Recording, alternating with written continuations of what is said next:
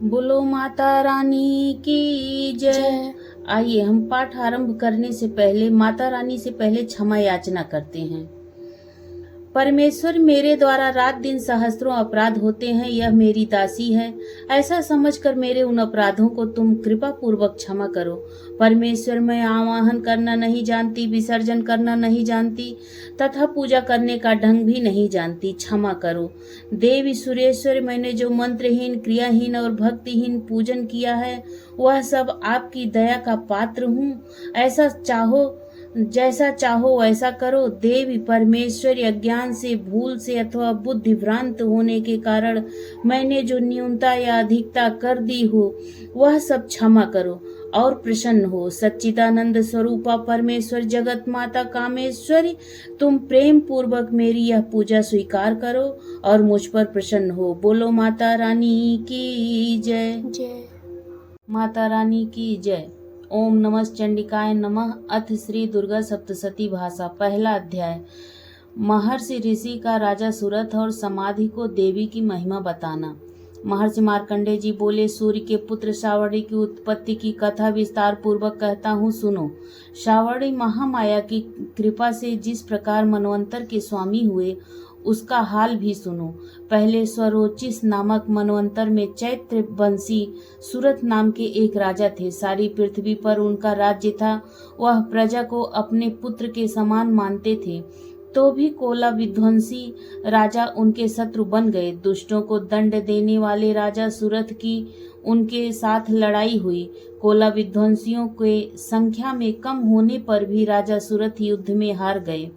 तब वह अपने नगर में आ गए। केवल अपने देश का राज्य ही उनके पास रह गया और वह उसी देश के राजा होकर राज्य करने लगे। किंतु उनके शत्रुओं ने उन पर वहां भी आक्रमण किया। राजा को बलहीन देखकर उसके दुष्ट मंत्रियों ने राजा की सेना और खजाना अपने अधिकार में कर लिया।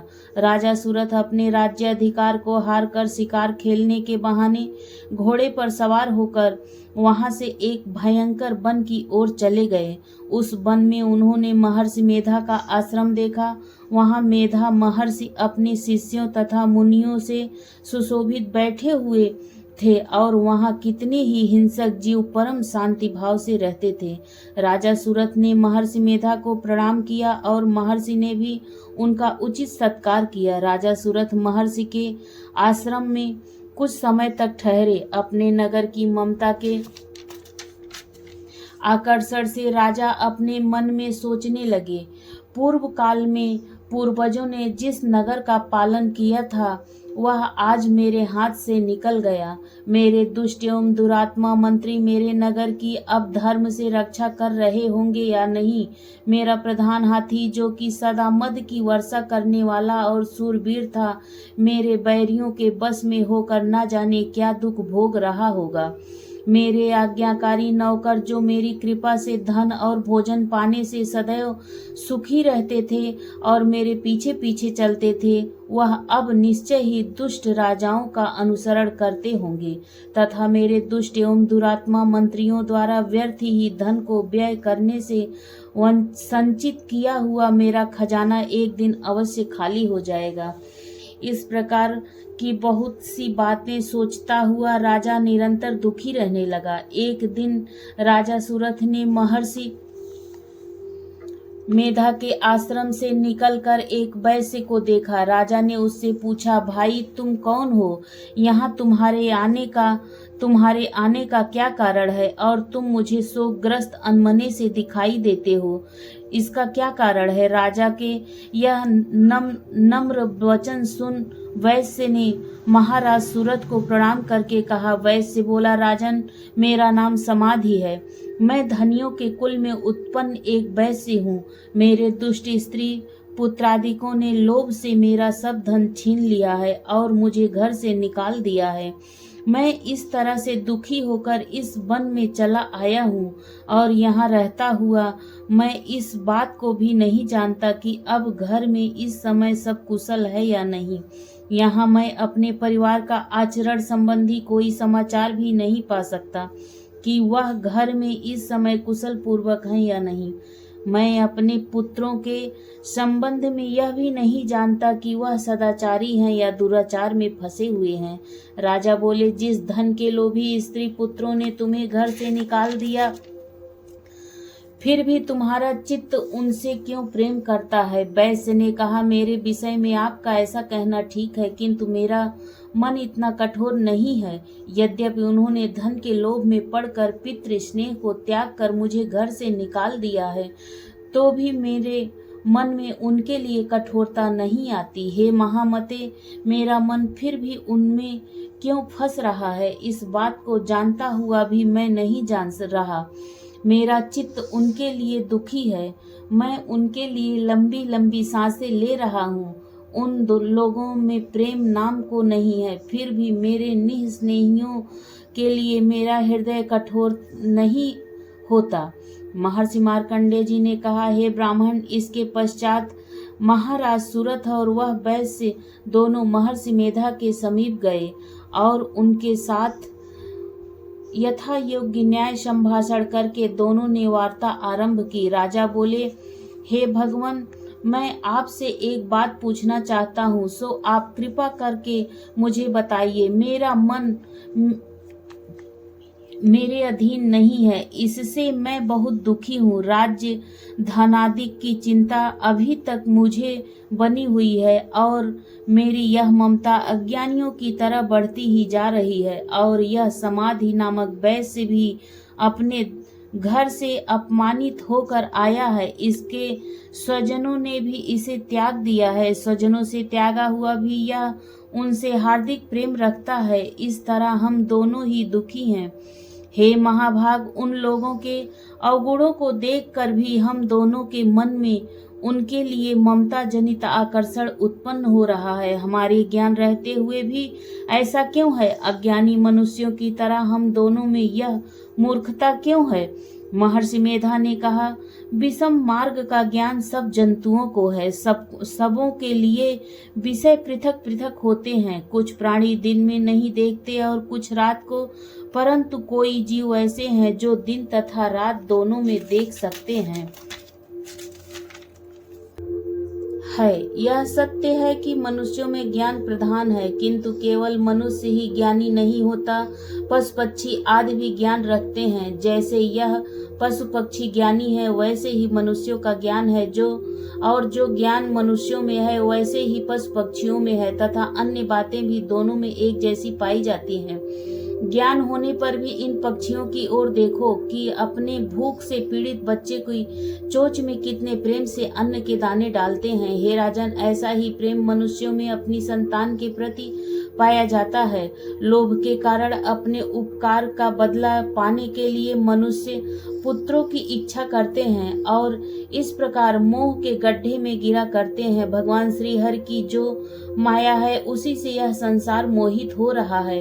इसमें आकर्षण की कोई बात नहीं है, क्योंकि वह भगवान विष्णु की योग निद्रा है। यह माया ही तो है जिसके कारण संसार मोह में जकड़ा हुआ है।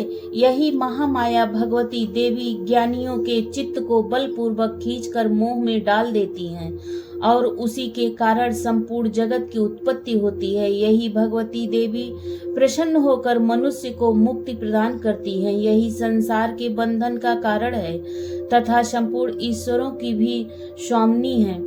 महाराज सुरथ ने पूछा, भगवान, वह देवी कौन सी है जिसको आप महामाया कहते हैं? हे ब्राह्मण, वह कैसे उत्पन्न हुई और उसका कार्य क्या है? उसके चरित्र कौन कौन से हैं? प्रभु, उसका जैसा प्रभाव हो, जैसा स्वरूप हो, वह सब ही कृपा पूर्वक मुझसे कहिए।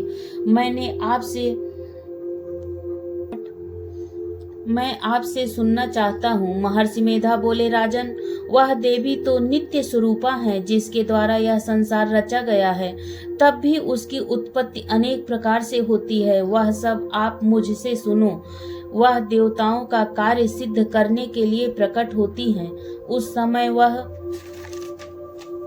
उत्पन्न हुई कहलाती हैं। संसार को जलमय करके जब भगवान विष्णु योग निद्रा का आश्रय लेकर शेष सैया पर सो रहे थे, तब मधुकैटभ नाम के 2 असुर उनके कानों के मैल से प्रकट हुए और वह श्री ब्रह्मा जी को मारने के लिए तैयार हो गए। श्री ब्रह्मा जी ने जब उन दोनों को अपनी ओर आते हुए देखा और यह भी देखा कि भगवान विष्णु योग निद्रा का आश्रय लेकर सो रहे हैं, तो वह उस समय श्री भगवान के जागने के लिए उनके नेत्रों में निवास करने वाली योग निद्रा की स्तुति करने लगे। श्री ब्रह्मा जी ने कहा, हे देवी, तुम ही स्वाहा, तुम ही स्वधा और तुम ही वकटकार हो। स्वर भी तुम्हारा ही स्वरूप है और तुम ही जीवन देने वाली सुधा हो। नित्य अक्षर प्रणव में अकार उकार मकार, इन तीनों में माताओं के रूप में तुम ही स्थित हो। इनके अतिरिक्त जो बिंदुपथ अर्ध मात्रा है, जिसका कि विशेष रूप से उच्चारण नहीं किया जाता है, हे देवी, वह भी तुम ही हो। हे देवी, संध्या, सावित्री तथा परम जननी तुम ही हो। तुम इस विश्व को धारण करने वाली हो। तुमने ही इस जगत की रचना की है और तुम ही इस जगत के पालन का करने वाली हो और तुम ही कल्प के अंत में सबको भक्षण करने वाली हो। हे देवी, जगत की उत्पत्ति के समय तुम सृष्टि रूपा होती हो, पालन के स्थित रूपा हो और कल्प के अंत में संहार रूप धारण कर लेती हो। तुम ही महाविद्या, महामाया, महामेधा, महारात्रि और मोहरात्रि हो। श्री ईश्वरी और बोध स्वरूपा बुद्धि भी तुम ही हो। लज्जा, पुष्टि, तुष्टि, शांति और क्षमा भी तुम ही हो। तुम खड्गधारी, शूलधारी, घोर रूपा तथा गदा, चक्र, शंख और धनुष के धारण करने वाली हो। बाण, भुसुंडी और परिधि, यह भी तुम्हारे ही अस्त्र हैं। तुम सौम्य और सौम्यतर हो। यही नहीं बल्कि जितनी भी सौम्य तथा सुंदर वस्तुएं इस संसार में हैं, उन सब से बढ़कर सुंदर तुम हो। पर और अपर सबसे पर रहने वाली सुंदर तुम ही हो। हे सर्वस्वरूपे देवी, जो भी सत असत पदार्थ है और उनमें जो शक्ति है वह तुम ही हो। ऐसी अवस्था में भला तुम्हारी स्तुति कौन कर सकता है।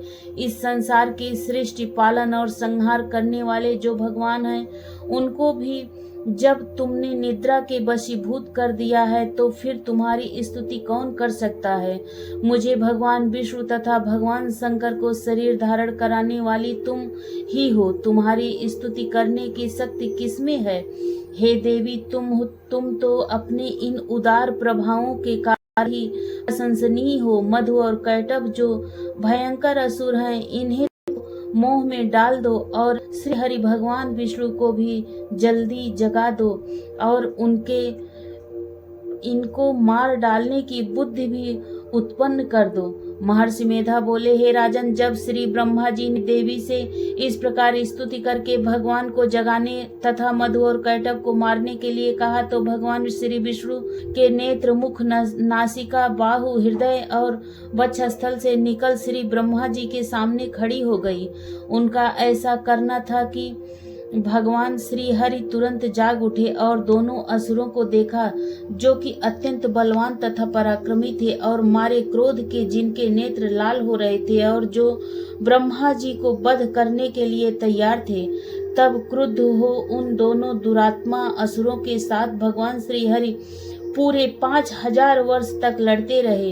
एक तो वह अत्यंत बलवान तथा पराक्रमी थे, दूसरे महामाया ने उन्हें मोह में डाल रखा था। अतः वह श्री हरि से श्री भगवान से कहने लगे, हम दोनों तुम्हारी वीरता से अत्यंत प्रसन्न हैं, तुम हमसे कोई वर मांगो। भगवान ने कहा, यदि तुम मुझ पर प्रसन्न हो तो अब तुम मेरे हाथों से मर जाओ, बस इतना सा ही वर मैं तुमसे मांगता हूँ। यहाँ दूसरे वर से क्या प्रयोजन है। महर्षि मेधा बोले, इस तरह से जब वह धोखे में आ गए और अपने चारों ओर जल ही जल देखा, तो भगवान श्री हरि से कहने लगे, जहाँ पर जल ना हो, सूखी जमीन हो, उसी जगह हमारा वध कीजिए। महर्षि मेधा कहते हैं तथास्तु कहकर भगवान श्री हरि ने उन दोनों को अपनी जांघ पर लिटाकर उन दोनों के सिर काट डाले। इस तरह से यह देवी श्री ब्रह्मा जी की स्तुति करने पर प्रकट हुई थी। अब तुमसे उनके प्रभाव का वर्णन करता हूँ, सो सुनो। बोलो माता रानी की जय। इस तरह से अब पहला अध्याय समाप्त होता है। बोलो माता रानी की जय।